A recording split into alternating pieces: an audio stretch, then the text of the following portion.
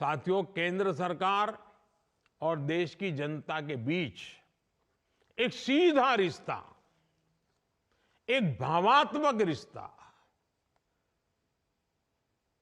और मैं तो जब कहता हूं ना, आप मेरे परिवारजन, तो मेरे परिवारजनों तक पहुंचने का ये आपके सेवक का एक नम्र प्रयास है।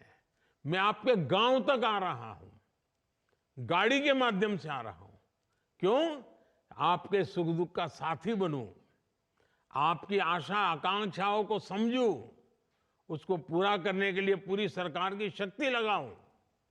हमारी सरकार माई बाप सरकार नहीं है, बल्कि हमारी सरकार तो महतारी पिता की सेवक सरकार है। माँ बाप का जो एक बच्चा सेवा भाव करता है ना, वैसे ही ये मोदी आपकी सेवा का काम करता है। और मेरे लिए तो जो गरीब है, जो वंचित है, वे सब लोग जिनको कोई पूछता नहीं है, जिनके लिए सरकारी दफ्तरों के दरवाजे तक बंद है, जिनको कोई नहीं पूछता है, उनको मोदी सबसे पहले पूछता है। मोदी पूछता ही है ऐसा नहीं, मोदी पूजता भी है। मेरे लिए तो देश का हर गरीब मेरे लिए वीआईपी है।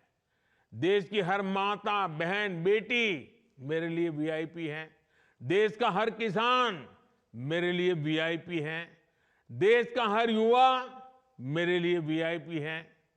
मेरे परिवारजनों, देश में हाल में हुए विधानसभा चुनावों के परिणामों की आज भी बहुत चर्चा हो रही है। इन चुनाव नतीजों ने यह साफ कर दिया है कि मोदी की गारंटी में ही दम है। मैं सभी मतदाताओं का आभारी हूं जिन्होंने मोदी की गारंटी पर इतना भरोसा किया। लेकिन साथियों, सवाल ये भी है कि जो हमारे विरोध में खड़े हैं, उन पर देश को भरोसा क्यों नहीं है? दरअसल कुछ राजनीतिक दलों को ये सीधी बात समझ नहीं आ रही है कि झूठी घोषणाएं करके वो कुछ हासिल नहीं कर पाएंगे। चुनाव सोशल मीडिया पर नहीं, जनता के बीच जाकर जीतना होता है। चुनाव जीतने से पहले जनता का दिल जीतना आवश्यक होता है। जनता के विवेक को कम आंकना ठीक नहीं है।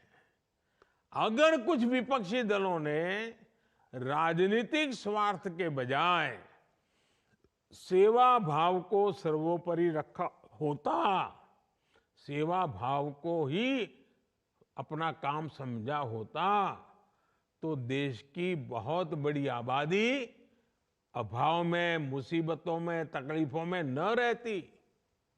दशकों तक सरकारें चलाने वालों ने अगर ईमानदारी से काम किया होता, तो जो गारंटी मोदी को आज देनी पड़ रही है, वो 50 साल पहले ही पूरी हो गई होती।